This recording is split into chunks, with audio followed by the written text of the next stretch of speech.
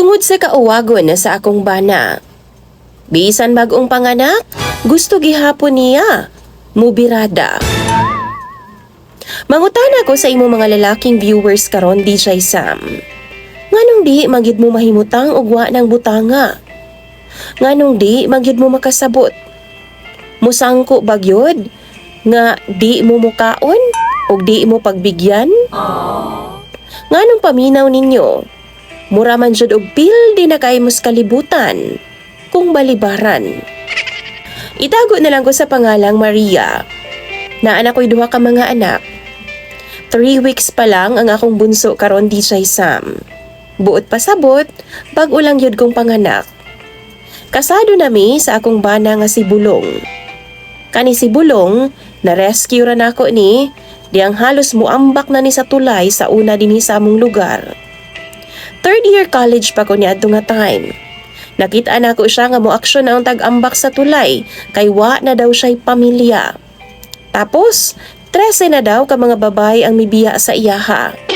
Wa na daw siya'y paglaom og pulos sa kinabuhi DJ Sam. Giistorya na ko siya. Pagahi-gahi pa daw siya atong nga time. Pero, dihang gisinggitan na ko siya DJ Sam nga, sige, kita na lang mag-uyab. Saka ko niya gilingi DJ Sam.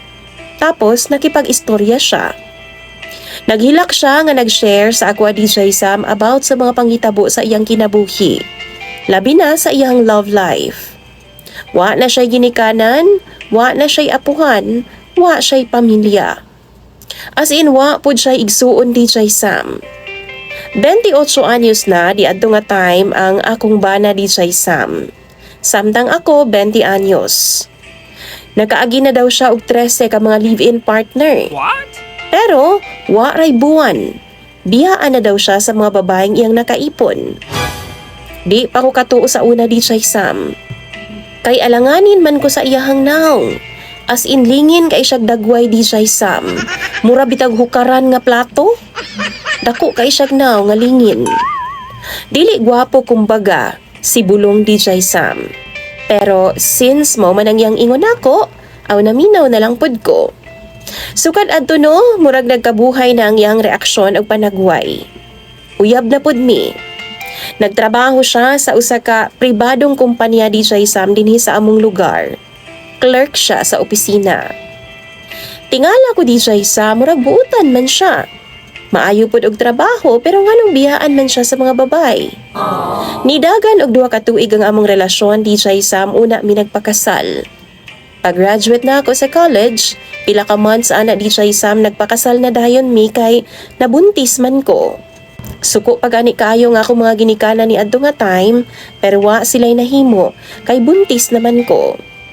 Dako pod og namahimong parte sa akong pag-eskwela si Bulong DJ Sam. Kay sukad nga naging kami, nagaan-gaanan man ang ako mga ginikanan.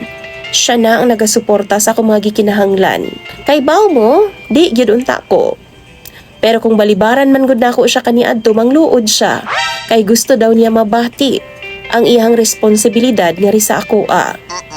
Kadugayan DJ Sam, ganahan na lang pud ko. Kumbaga, asawa na ang iyang trato sa ako abisan pa og wa pa mi kasal. Sa bag-o pa mi ni Bulong. Why problema sa ako DJ Sam, tagahangyo niya hatag nako na. Pero dihang nanganak nako, nagsugod na miglalis ni anang butanga. Nagsugod na siyag panluod. Kay naa may mga panahon DJ Sam, nga ako asyang mabalibaran ni anang butanga. Sama anang bag-o kong panganak. Sakit baya kayo nga akong tahino. Pero di siya makasabot ana DJ Sam. Yang buhaton musakay siya sa kahoy, duol sa amua. Tugas na siya nga kahoy DJ Sam, tapos magpagutom na siya og taman. Di na siya mukanaog hangtod nga di na ako siya mapagbigyan sa iyang gusto. Akong ingnon DJ Sam na og diha, kay manihuon na lang nako na. Pero di pud siya ana DJ Sam, kay gusto niya ana-ana jud. Musukol na siya DJ Sam bisan na apay dugo, bisan na ako'y regla. Anak kabuang og kahangol sa ana-ana ang akong bana. Mauwaw pud kong i-share sa akong mga kaila DJ Sam, kay basin husgahan ning duha. Sa una na akong anak na istorya pa nako siyag tarong. Like 1 month ko nga nisaad sa iya ha, nga di sa ako magpalabot niya kay sakit pa. Pero karon, di na gyud siya maminaw. Di nakapaabot og usa ka buwan DJ Sam, kay gusto na gyud siya. Galain daw pirmi ang iyang lawas kay di daw siya kapagawas. Humana sa iyang duty DJ Sam. Adto na siya ibabaw sa kahoy magpuyo. Gabiing dako tuan na siya sa ibabaw sa kahoy. Dili mo kaon. Ako pod mabalaka ko, mabaw pod kog apas niya.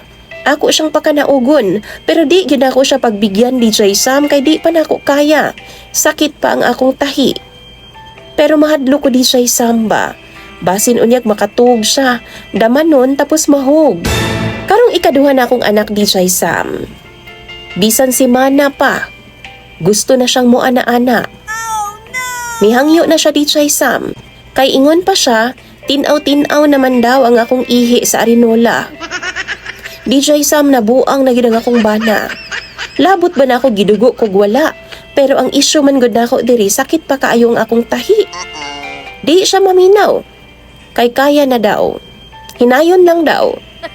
Way kaluoy ang akong bana DJ Sam lami kay gabson ang iyaha. Karon, tuag gihapon siya sa ibabaw sa tugas sa DJ Sam.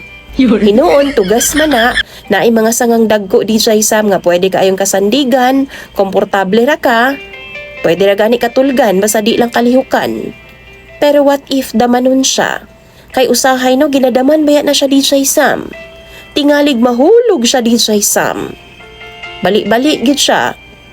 Unsa kay buhato na ako ani akong bana no? Tinaw-tinaw naman jud daw. Tinuod ba na? Pero sakit paghihapon ang akong tahi DJ Sam.